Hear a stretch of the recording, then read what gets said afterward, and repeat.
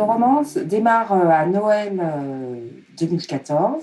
On a le réveillon en 2015. Et donc arrivent juste les attentats. Et on voit comment réagissent les élèves qui sont d'origine, pour beaucoup, musulmane et qui vivent un très fort rejet de leur religion, puisqu'il y a une grosse confusion qui est faite entre l'islamisme, dont viennent les terroristes, et puis l'islam.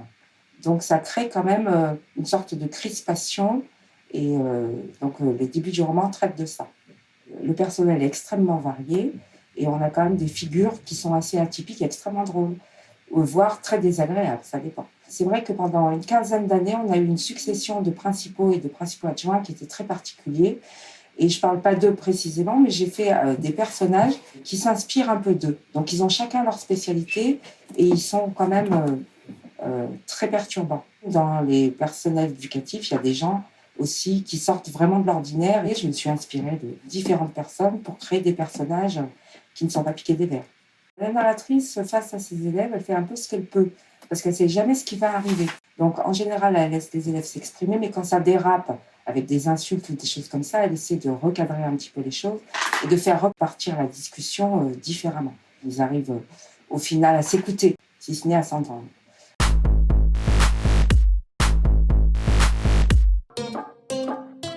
J'ai voulu montrer que les difficultés avec les adolescents, elles étaient quand même présentes dans tous les milieux sociaux. Et à travers aussi certains amis, ou dits amis des enfants de la narratrice, on voit que la délinquance que d'habitude on associe systématiquement aux banlieues peut exister aussi dans les milieux privilégiés. Et on croise plusieurs personnages qui se comportent comme des délinquants, mais qui sont couverts par les familles. Et on voit que donc cette délinquance-là qui existe est cachée. Une galerie de portraits de personnes qui sont extraordinaires, extrêmement ouvertes, très attentives aux enfants. Ce qui revient très souvent, c'est que c'est drôle et que c'est addictif. Alors moi, ça me va très bien.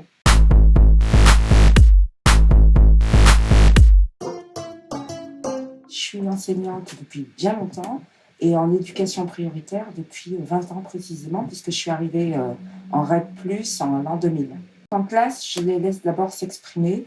Alors bon, j'essaie de faire en sorte que ce soit un minimum correct, mais je laisse passer les formules qui peuvent être familières ou qui peuvent être incorrectes. La première chose, c'est de les laisser parler pour qu'ils expriment leurs pensées, leurs réactions, leurs émotions et dire ce qu'ils ont sur le cœur. Et ils ont beaucoup de choses à dire d'ailleurs. Ensuite, on peut essayer de retravailler sur le langage, bien sûr.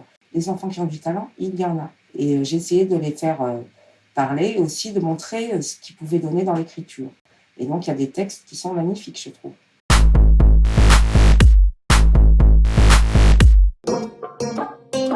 À travers les propos de certains adultes, et notamment des principaux qui lâchent parfois des phrases qui sont quand même racistes.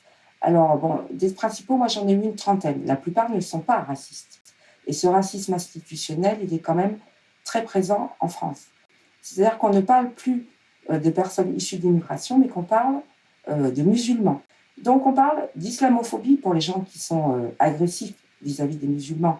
Mais du coup, on ne parle plus du racisme que cache souvent ce mot, qu'il va falloir quand même essayer d'éliminer et qui sont très présents dans la société française, y compris dans la parole politique.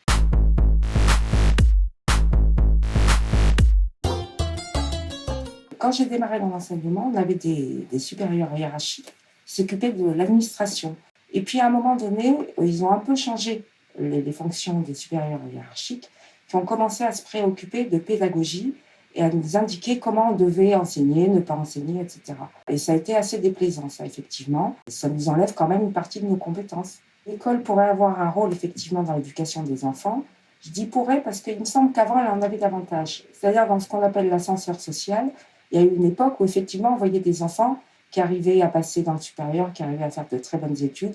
Donc j'ai l'impression que l'école a un petit peu perdu son rôle dans le devenir des enfants et dans les espoirs qu'on pouvait avoir pour eux. À cause des réformes, des politiques qui ne sont plus dans cette idée-là. On est un peu dans l'idée, moi c'est l'impression que j'ai, que les enfants qui viennent de milieux populaires doivent rester dans leur milieu.